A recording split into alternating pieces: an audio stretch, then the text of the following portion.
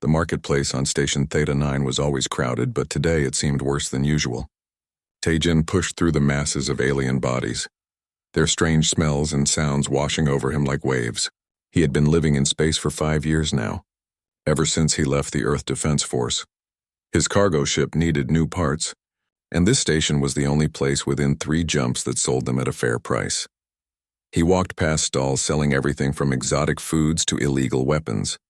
Merchants shouted in a dozen different languages, though most switched to Galactic Common when they saw potential customers.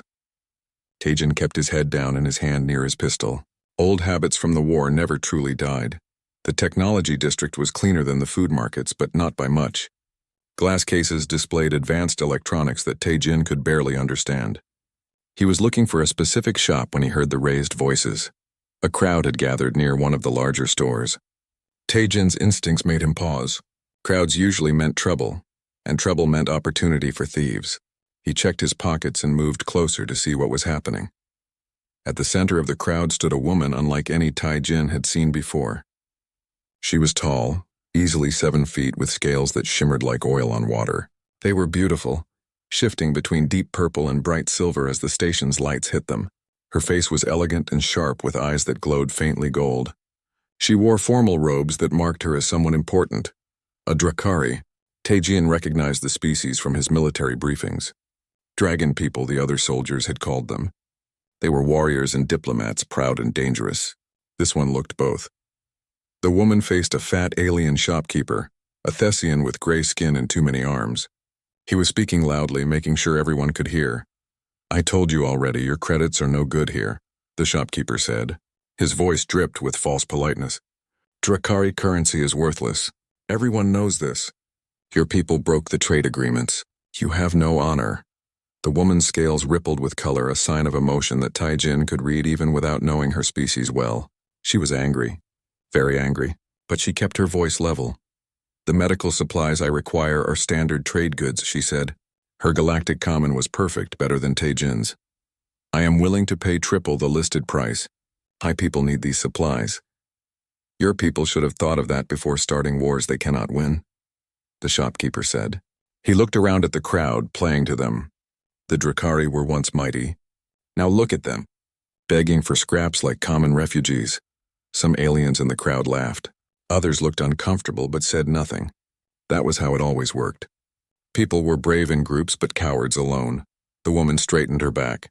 She was taller than everyone there except for 1 or 2 aliens. Her hand moved to her side where Taejin could see a weapon hanging from her belt, but she did not draw it. She could not. Drawing a weapon in the marketplace would get her arrested or killed, and she knew it. "I am Hyri of the Drakari Diplomatic Corps," she said.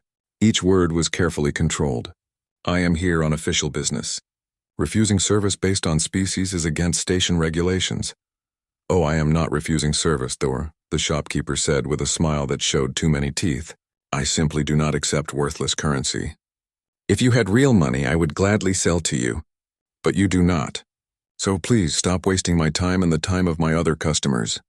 Harry stood frozen. Taejin could see the war happening behind her eyes. She wanted to hurt this shopkeeper, wanted to make him pay for the insults, but she was bound by laws and diplomacy. One wrong move and her entire delegation would suffer. The crowd was getting bored now. Some people were already walking away. The show was over. The proud dragon woman had been brought low and there was nothing more to see. Taejin understood that feeling. He had felt it himself many times. Humans were new to the galactic stage, barely 50 years since first contact.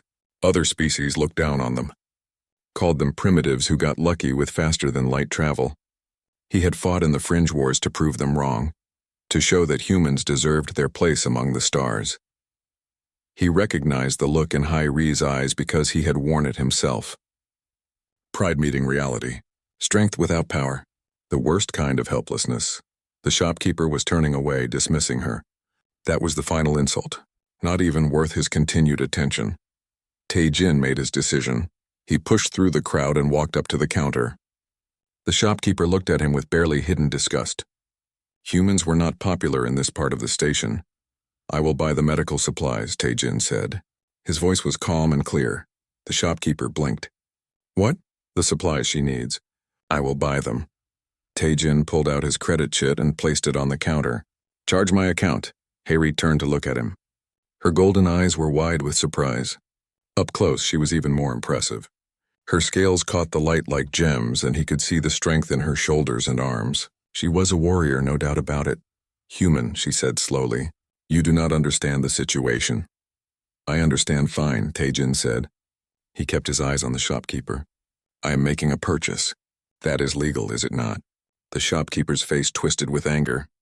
These supplies are expensive. Very expensive. A cargo hauler like you cannot afford them. Try the card, Taejin said. The shopkeeper grabbed the chit and shoved it into his scanner. He was ready to laugh when the transaction failed. But the scanner beeped green. Approved. The shopkeeper's face went pale gray. Terran Coalition credits, Taejin said. Backed by Earth's rare earth deposits. Stable currency. You accept those, do not you? The shopkeeper's attitude changed instantly. His many arms moved in a gesture of apology.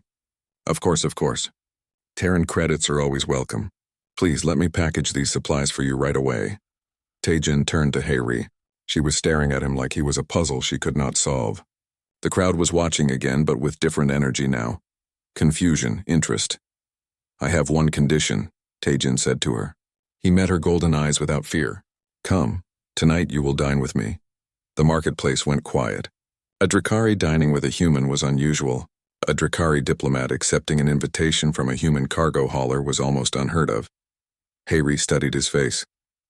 She was looking for mockery, for some hidden insult. But Taejin's expression was serious and respectful.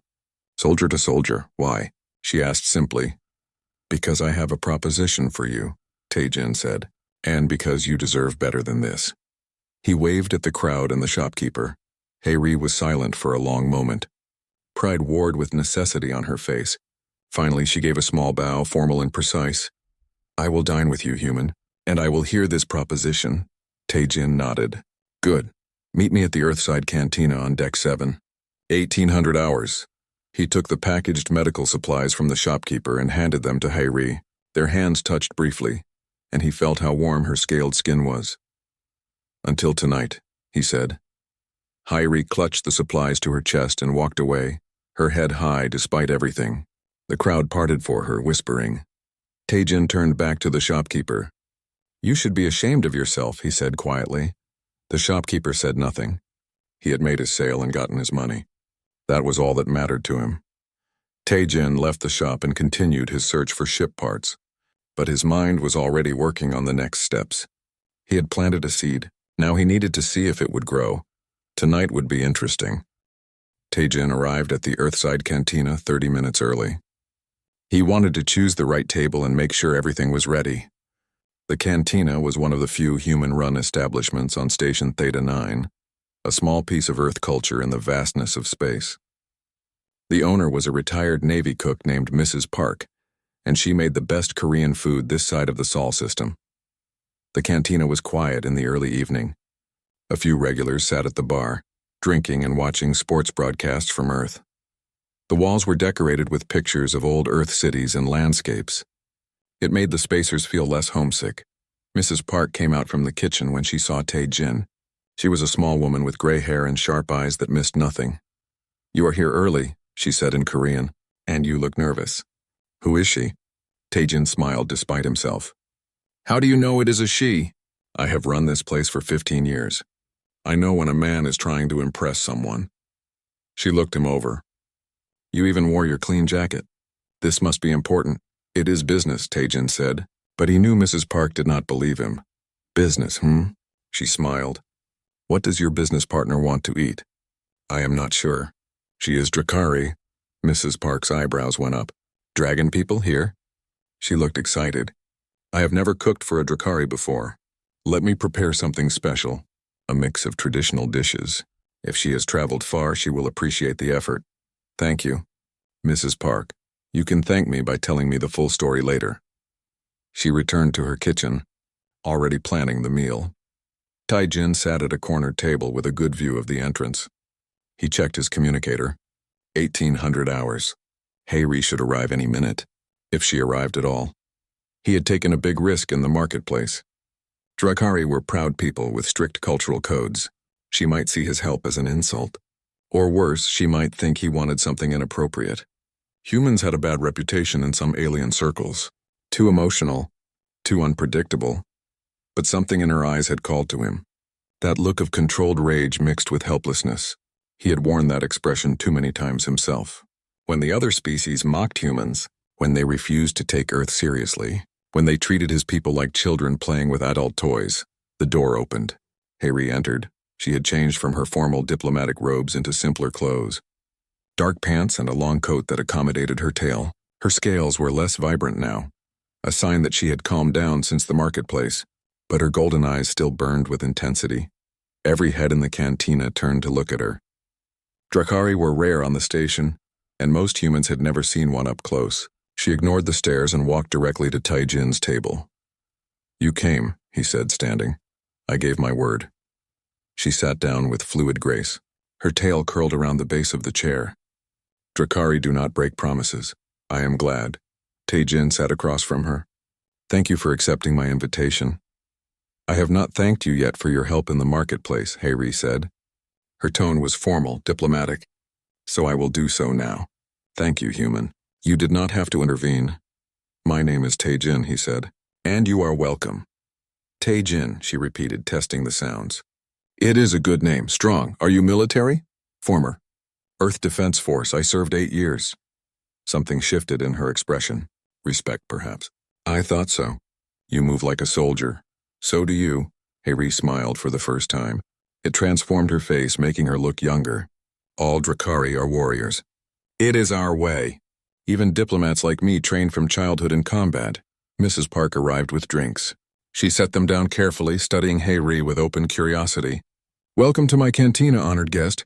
I have prepared a special meal for you both. I hope you will enjoy it." "Thank you," Hayri said.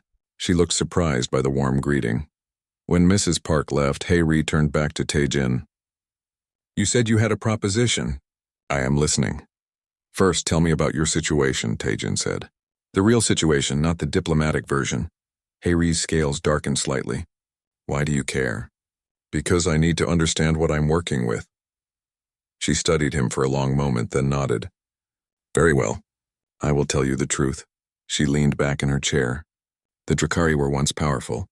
We served as peacekeepers throughout this sector. Other species respected us, feared us. We maintained order through strength and honor. What changed?" "Politics," she said bitterly. "The Trade Federation changed leadership. The new council wanted to centralize power. They did not like having independent peacekeepers who followed their own code. So they manufactured accusations against us, treaty violations that never happened, attacks we never committed." "Let me guess," Taijin said. "They put economic sanctions on your people. Yes, they froze our accounts, blocked our trade routes, made it impossible for us to operate." Her hands clenched on the table. "My delegation came here to negotiate. But our ship was impounded. Our credits were seized. We are trapped on the station with no way home and no way to help our people." "How many in your delegation?" "5, including me." "All warriors." "All injured from our last peacekeeping mission. We need medical supplies to treat our wounds properly. But as you saw, no one will sell to us." Mrs. Park returned with food, plate after plate of Korean dishes. Bulgogi, kimchi, japchae, rice, and soup. The smell was incredible. Hayri stared at the spread. "This is too much." "Mrs. Park believes in feeding people properly," Taijin said. "Please eat." Hayri picked up chopsticks and tried the bulgogi. Her eyes widened. "This is excellent. Earth has many culinary traditions. We learn from each other and adapt." "Adaptation?" Hayri said softly. "That is not something my people excel at. We value tradition and honor above all else. Perhaps that is why we are failing now." "You are not failing," Taijin said. "You are facing a challenge. There is a difference. Easy for you to say. Your people are rising in galactic society. Earth is becoming more influential every year. Meanwhile, the Drakari fall. We are rising because we have no choice," Taijin said. "We adapt or die. That has always been humanity's strength. We are not the fastest or the strongest or the smartest, but we survive." Hayri ate in silence for a moment. "You promised me a proposition. Tell me what you want." Taijin put down his chopsticks. "I have been contracted for a salvage job. High risk, high reward. The target is in the Forbidden Zones." Hayri's head snapped up. "The Forbidden Zones are death traps. Ancient defense systems still active. No one goes there voluntarily. That is why the pay is so good. 2 million Terran credits if we succeed.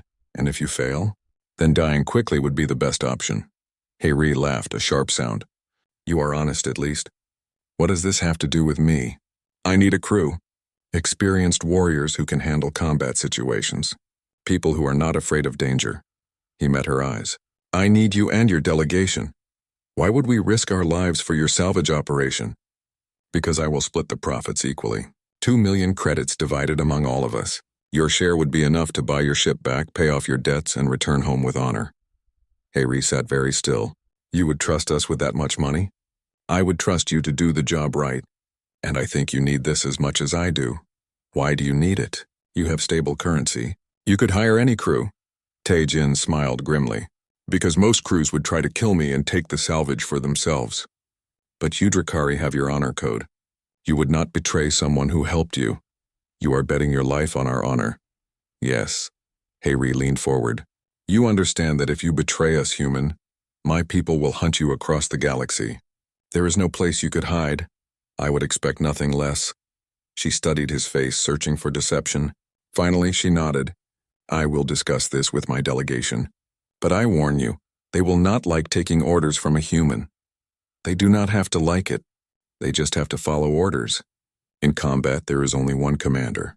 That has to be me. It is my ship and my contract. Agreed. But if you prove incompetent, I will take command. Tae-Jin smiled. Fair enough. They finished their meal in more comfortable silence. Mrs. Park brought tea and small sweet cakes.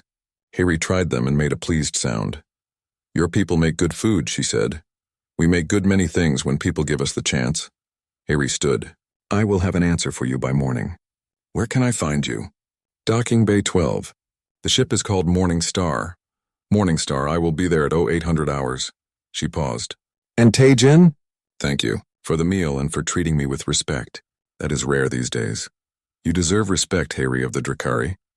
She gave him a formal bow and left the cantina. The other patrons watched her go, then turned to stare at Tae-Jin. Mrs. Park came to collect the dishes. That went well, I think. I hope so. I just bet everything on this working. She seems like a good person, strong, honorable. She is. That is why I need her. Mrs. Park patted his shoulder. You are doing a good thing helping them. Even if it is dangerous. Tae-Jin looked at the door where Hayri had exited. Sometimes the dangerous path is the only path worth taking. The Morning Star was not beautiful, but she was reliable. Tae-Jin had bought her 5 years ago with his military discharge pay and a loan from Earth Central Bank. She was a medium-sized cargo hauler, built for durability rather than speed. Her hull showed the scars of countless jobs, scratches from asteroid debris, burns from plasma fire, patches welded over puncture holes. Tae-Jin stood in the cargo bay, checking his supplies one more time. Food, water, medical kits, ammunition, everything they would need for a week in the forbidden zones. He did not know if Hayri would actually come. She might have decided the risk was too great. Or her delegation might have refused to work with a human. The bay door chimed at exactly 0800 hours. Tae-Jin pressed the release button. The door hissed open. Hayri stood there with 4 other Drakari behind her. All of them wore practical combat gear. All of them looked dangerous. Permission to come aboard, Hayri said formally. Permission granted. Welcome to the Morning Star. The Drakari entered the cargo bay, looking around with professional interest. They were evaluating the ship, Tae-Jin realized. Checking exits, defensive positions, structural integrity. Good. They were thinking like soldiers. Hayri made introductions. This is Boram, our pilot. She indicated a younger Drakari with bright blue scales. Boram nodded but did not smile. Jaewon, weapons specialist, a scarred veteran with dark green scales. His eyes were cold and calculating. Sujin, engineer, a female Drakari with silver scales marked by old burn scars. And Dong-ha, our medic and close combat expert, the largest of the group with red-tinted scales and arms like tree trunks. Good to meet you all, Tae-Jin said. I am Tae-Jin, captain of this vessel. While we are on this mission, my word is law. Is that understood? The Drakari exchanged glances. Dong-ha stepped forward. We take orders from Hayri, not from humans. Then you can leave right now, Tae-Jin said calmly. I need a crew that follows orders without debate. Lives depend on quick decisions. If you cannot accept my command, I do not want you here. Dongha's scales flushed darker with anger. His hand moved toward his weapon, but Haeri put a hand on his arm. We discussed this, she said firmly. Taejin is the captain. We agreed to follow his orders. She looked at each of her companions. All of us agreed. Dongha glared at Taejin for a long moment, then stepped back. As you command, Haeri. Not as I command, Haeri said. As our captain commands. Taejin, they will follow your orders. You have my word, Taejin nodded. Good, then let us begin. He pulled up a holographic display from his wrist computer. This is our target. The Valthex Expanse. The image showed a region of space filled with debris and old structures. Even in the hologram, it looked dangerous. 1,500 years ago, the Valthex civilization colonized this area, Taejin explained. They were advanced, peaceful, and very paranoid. When they detected the first signs of an approaching invasion, they activated automated defense systems throughout their space. Then they fled. What kind of defense systems? Su-jin asked, her engineer's curiosity overcoming her distrust. Everything. Mines, drones, weapon satellites, AI-controlled battle stations. Most of them are still active, still following their last orders to destroy any ship that enters the zone. You want us to fly into that? Boram said. That is suicide. Many people have tried and failed, Taejin agreed. But I have studied Valthex tactics during my military service. I know their patterns, and our target is worth the risk. He changed the hologram to show a massive ship, ancient and dark. This is the Valthex colony vessel, Eternal Dawn. She was loaded with everything the Valthex needed to restart their civilization. Art, technology, historical records. When the invasion came, she was abandoned in the rush to escape. And no one has salvaged her in 1,500 years? Jaewon asked skeptically. Many have tried. The defense systems destroyed them all. But I have something they did not have. Taejin pulled out a data chip. Access codes. Partial, damaged, but enough to give us a chance. I purchased them from a military archivist on Earth. Cost me 3 years of savings. Haeri studied the hologram. How did Earth military get Valthex codes? We recovered them from a destroyed Valthex scout ship near the Sol system. My government has been studying Valthex technology for years. Most of it is beyond our current understanding. But these codes are valid. Mostly valid, Jaewon corrected. Yes, mostly. Dongha shook his head. This is insane. Yes, Taejin said. But the Eternal Dawn contains technology worth hundreds of millions of credits. Museums will pay fortunes for intact Valthex artifacts. Collectors will pay even more. If we succeed, we all walk away rich. If we succeed, Boram repeated, I will not lie to you. This is dangerous.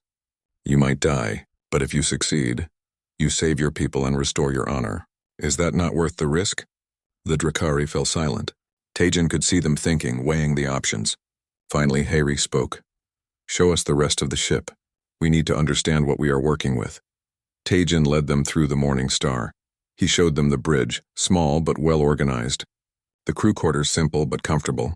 The engine room where Su-jin immediately started examining the systems with professional interest. The weapons bay, which made Jaewon nod with approval. Your ship is old, Su-jin said, but well-maintained. The engines are human-made? Yes, modified for better efficiency. They will not win any races, but they are reliable. And your weapons? Jaewon asked. Standard defensive package. Plasma cannons, missile launchers, point defense lasers. Nothing fancy, but enough to handle most threats. Not enough for the forbidden zones, Jaewon said flatly. That is why I need you. The Morning Star handles the ship-to-ship combat. You handle boarding actions and ground operations. They spent the next hour going over the plan. Taejin showed them the route he had calculated. The narrow corridor between defense zones where they might slip through undetected. The approach to the Eternal Dawn that minimized exposure to automated weapons. The entry points into the colony ship where they would search for salvage. Boram studied the navigational data. This route is very tight. Any mistake and we enter a kill zone. Can you fly it? Boram's scale shifted to a lighter blue. Pride. I can fly anything. Good, because I need perfect flying for this to work. Su-jin was reviewing the ship's systems. Your shields are not strong enough. If we take sustained fire, they will fail quickly. Can you boost them? Maybe. If I reroute power from non-essential systems. But that means we lose life support in some areas. Do it. We can wear suits if necessary. J1 had been silent, studying the weapons data. Now he looked up. You said you fought in the Fringe Wars. What was your specialty? Tactical analysis and close quarters combat. I was part of a boarding team. We took control of pirate vessels and enemy stations. You have killed before? Yes, many times. J1 nodded slowly. Good. I do not want to fight alongside someone who hesitates when killing is necessary. I never hesitate, Taejin said quietly. Not when lives depend on it. The weapons specialist smiled for the first time. It was not a friendly smile. Then perhaps you are not completely useless, human. We leave in 6 hours, Taejin said. Get your gear squared away and rest if you can. Once we enter the forbidden zones, there will be no breaks. Questions? Dongha raised a hand. Why are you really doing this? The truth. You could hire any crew. Why risk working with us? Taejin considered the question carefully. These were warriors. They deserved honesty. Because I have been where you are now. After the war, humans were supposed to be heroes. But other species still looked down on us. Still treated us like primitives. I learned that respect is not given freely in this galaxy. You have to take it. He looked at each of them. You Drakari have been knocked down. Everyone thinks you are finished. But I do not think you are. I think you are survivors. And survivors are the best people to have watching your back when everything goes wrong. Everything will go wrong, Jaewon said. It always does. Probably, Taejin agreed. But we will survive anyway. Because that is what we do. Haeri stepped forward. My people and I have discussed this. We are with you, Captain. We will follow your orders and watch your back. But know this. If you betray us or lead us to pointless deaths, I will make sure you die first. Fair enough. And if we succeed, we split the profits exactly as promised. You have my word. Then we have a deal. Haeri extended her hand, human style. Taejin shook it. Her grip was strong, her scales warm and smooth. Welcome aboard. The Drakari began preparing for departure. Sujin disappeared into the engine room with her tools. Jaewon went to check the weapon systems. Boram headed to the bridge to familiarize herself with the controls. Dongha started organizing the medical supplies. Haeri stayed with Taejin. This is a crazy plan. Yes, we will probably die. Maybe. But if we succeed, we save my people and prove that the Drakari are not finished. Yes. She smiled. Then let us go prove everyone wrong. Taejin smiled back. That is what I like to hear. 6 hours later, the Morning Star undocked from Station Theta 9 and set course for the Forbidden Zones. On the bridge, Taejin watched the stars streak past as they entered faster than light travel. Beside him, Haeri stood ready. Whatever happened next, they would face it together. The journey to the Valthex Expanse took 3 days. During that time, the crew settled into a routine. Boram proved to be an excellent pilot, better than Taejin had hoped. She handled the Morning Star like she had been flying her for years. Sujin worked miracles with the engines, coaxing more power and efficiency from systems that should have been replaced years ago. Jaewon spent his time in the weapons bay, checking and rechecking every system. He was thorough to the point of obsession, but Taejin appreciated that.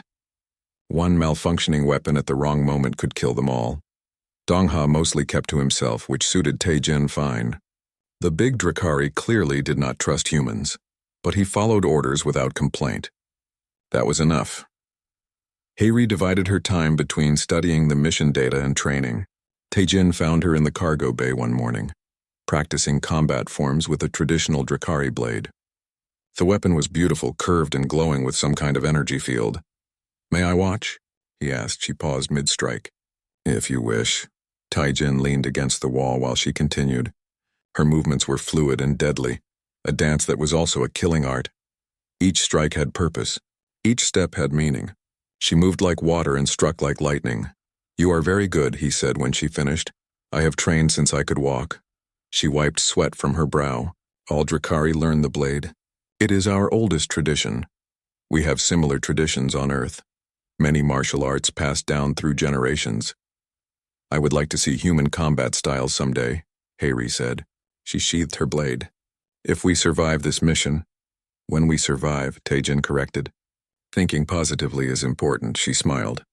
You are an optimist. I am a realist who refuses to give up.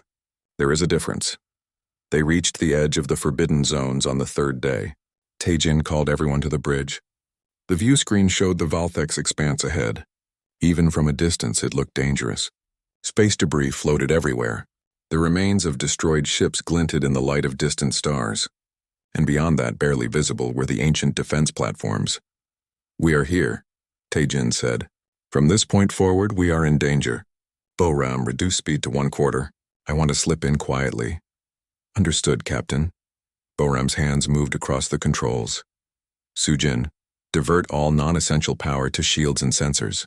Jaewon, bring weapons online but do not activate them yet. I do not want to trigger any automated responses."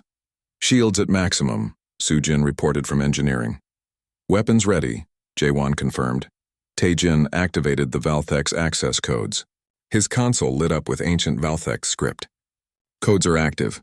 We should register as friendly to the defense systems, should being the important word." "Reassuring," Dongha muttered. They moved forward slowly. The morning star crept through the debris field like a mouse sneaking past sleeping cats. Every few minutes, Boram had to adjust course to avoid a floating piece of wreckage. Some of the debris was thousands of years old. Other pieces looked more recent. "Failed salvage attempts. Contact," Jaewon said suddenly. "Defense drone. Bearing 035. On the view screen, a small object detached from a larger piece of debris. It was angular and ugly, covered in weapons. It turned toward the morning star. "Codes are working," Taejin said, watching his console.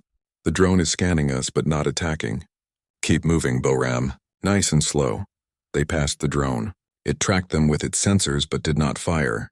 Taejin released a breath he had not known he was holding. "More contacts," Jaewon warned. "Multiple drones. Mine's ahead. Battle platform on our port side." "I see them," Boram said. Her voice was calm, but her scales had darkened with concentration, threading the needle.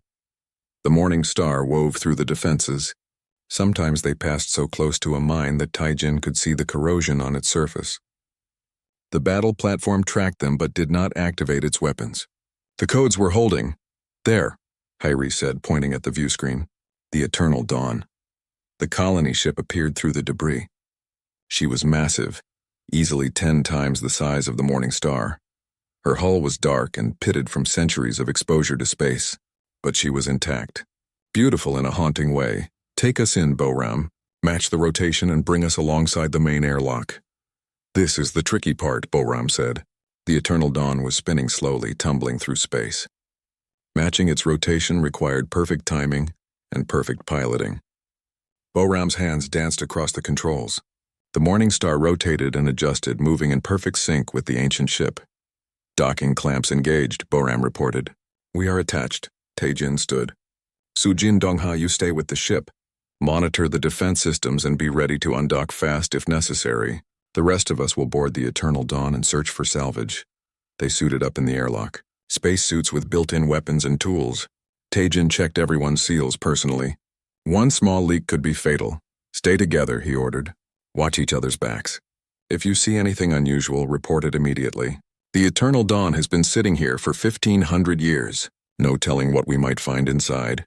He activated the airlock. The door to the Eternal Dawn opened slowly, reluctantly. Ancient mechanisms grinding after centuries of disuse. Beyond was darkness. Taejin activated his suit lights and stepped through. The others followed. The interior of the Eternal Dawn was like stepping into a tomb. Their lights cut through absolute darkness, revealing corridors frozen in time. Valthex writing covered the walls. Equipment sat where it had been abandoned 15 centuries ago. "Stay alert," Taejin said. His voice sounded loud in the silence. They moved deeper into the ship. Taejin led them toward what his data suggested was the main cargo hold. That was where the Valthex would have stored their most valuable items. "This is eerie," Jaewon said, "like walking through a graveyard."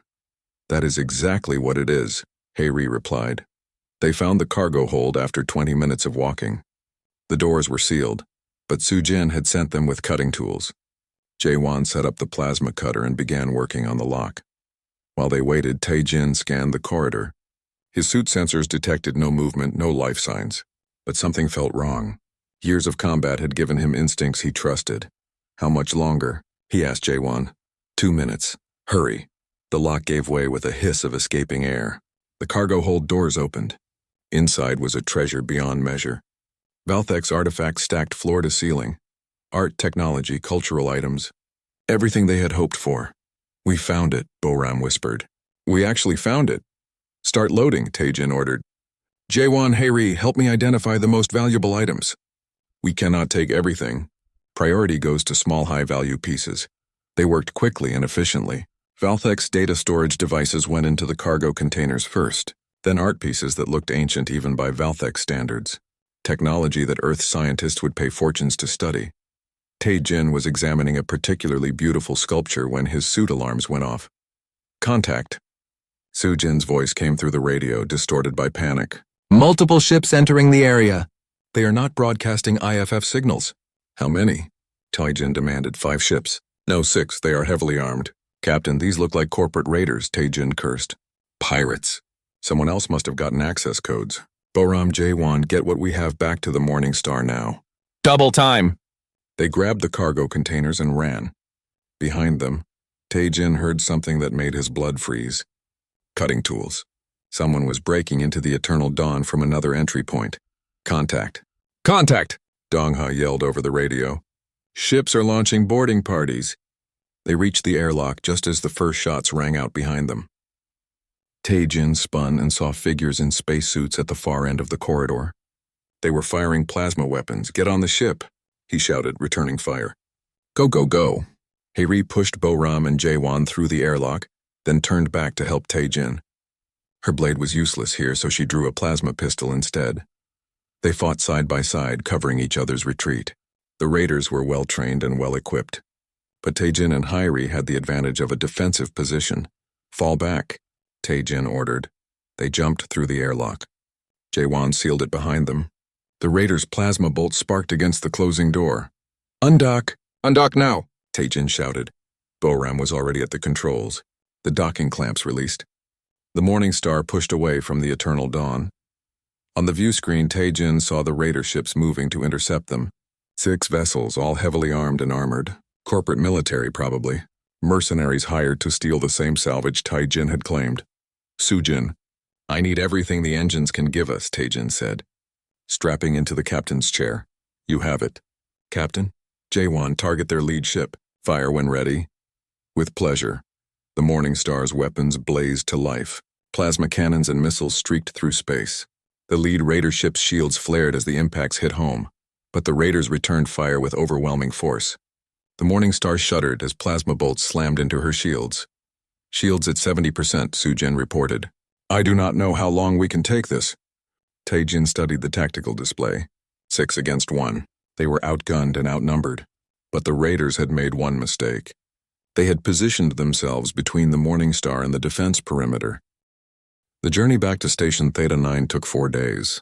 The Morning Star limped through space, her shields damaged and her hull scarred. But her crew was alive and her cargo hold was full of priceless Valthex artifacts. Taejin spent most of the journey in his quarters, making contacts and arranging buyers for the salvage. The black market was always hungry for Valthex technology. Museums wanted the cultural artifacts. Private collectors would pay fortunes for the rarest items. By the time they reached the station, Taejin had lined up enough buyers to guarantee them all would walk away wealthy. The Drakari spent the journey repairing the ship and recovering from their wounds. Dongha had been right about the injuries being minor, but Drakari healed faster than humans anyway. Within 2 days, they were all back to full health. Taejin noticed a change in how they treated him. Dongha no longer glared at him with open hostility. Jaewon actually smiled when Taejin passed him in the corridor. Boram sought him out to discuss piloting techniques. Sujin asked for his advice on engine modifications. Even more surprising was how the Drakari treated each other. They laughed more, joked more. The tension that had been present when they first boarded the Morning Star was gone.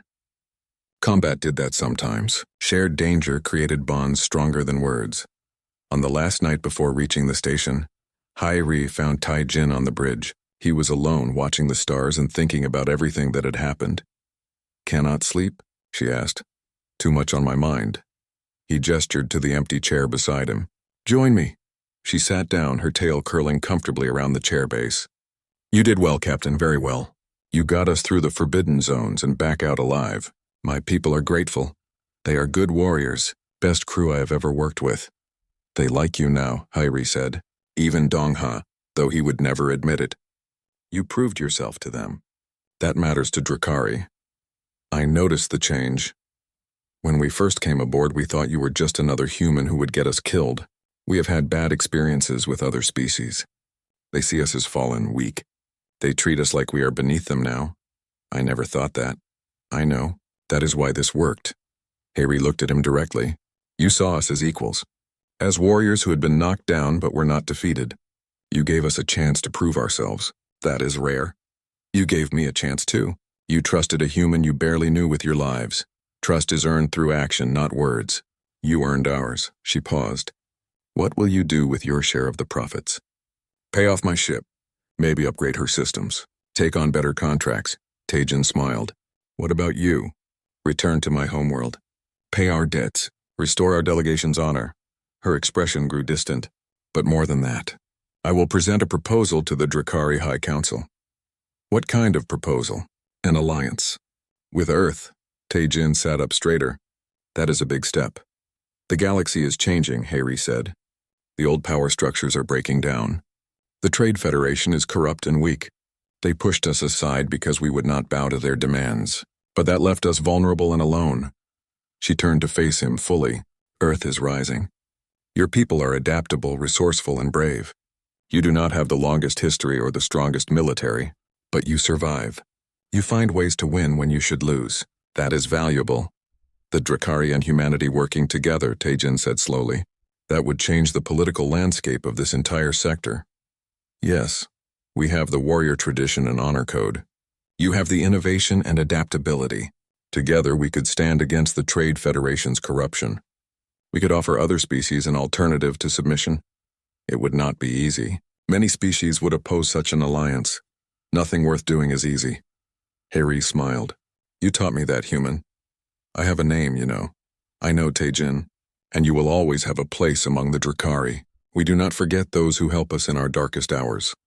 They reached Station Theta 9 the next morning. Docking procedures were complicated by all the damage the Morning Star had sustained. But Boram managed it perfectly. When the airlock opened, Taejin was surprised to see a delegation waiting for them. Mrs. Park was there, beaming with pride. Several human merchants Taejin knew were present. But most surprising were the 3 Drakari in formal diplomatic robes. They wore the insignia of the Drakari High Council. One of them, an older female with deep golden scales, stepped forward when Hyri exited the ship. Hyri, daughter of the Flame, she said formally, your message reached us. The High Council has authorized your return and reviewed your proposal regarding Earth Alliance. Hyri bowed deeply. Elder Kyung, I did not expect the Council to send representatives. Your success in the Forbidden Zones has been noted throughout the sector. It has reminded many that the Drakari are not finished. We are still warriors. We still have value. Elder Kyung's gaze moved to Taejin. And we have you to thank for this, human captain. Taejin bowed respectfully. I only provided an opportunity. Harry and her warriors did the rest. Modesty. How refreshing. The elder smiled.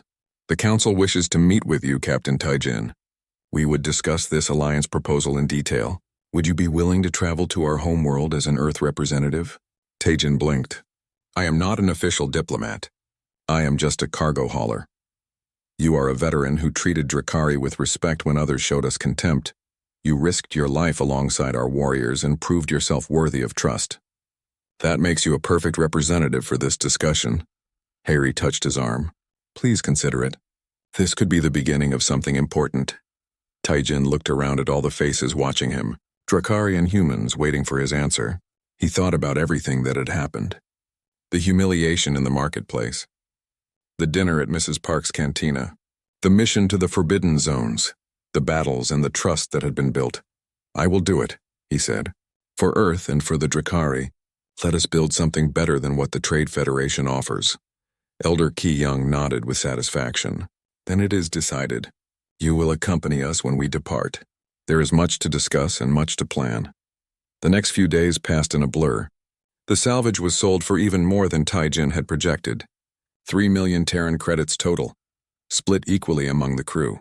Each Drakari received enough money to pay their debts and return home with their heads held high. Tae-jin received enough to not only pay off his ship but also to upgrade her. Completely. But more important than the money was what happened in the marketplace. Dan Tae-jin returned to Vornak's shop with Hyri beside him. The Thessian shopkeeper's face went pale when he saw them enter together. Captain Tae-jin, Vornak said nervously. How can I help you today? You can start by apologizing to my friend here, Tae-jin said calmly. You insulted her. You refused her business. You humiliated her in front of others. That was wrong.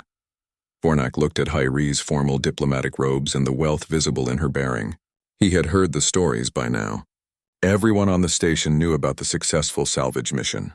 The Drakari were no longer vulnerable targets. I apologize, he said quickly. I was merely following Trade Federation guidelines. Nothing personal. It was very personal, Hyri said coldly. But I accept your apology. Not because I forgive you, but because you are beneath my notice now. She turned and walked out. Tae-jin followed, leaving the shopkeeper standing in his store, diminished and ashamed. Outside, Hyri smiled. That felt good. I imagine it did. They walked through the marketplace together. People stared, but now the stares were different. Respectful, curious. A human and a Drakari working together. It was unusual enough to be noteworthy. When do we leave for your homeworld? Tae-jin asked. Tomorrow. The elder wants to depart as soon as possible. The council is eager to discuss the alliance. Hyri paused. Are you nervous? Terrified, Tae-jin admitted. I am not a diplomat. I have no training in interstellar politics. I am just a soldier who became a cargo hauler. That is exactly why you are perfect for this. You understand what matters: honor, trust, action instead of empty words. She squeezed his shoulder. You will do fine, and I will be there to help you. What happens if this alliance actually works? If Earth and the Drakari form a real partnership, then the galaxy changes. Other species will see that there are alternatives to the Trade Federation's control. More alliances will form. The power structure will shift. That could start a war.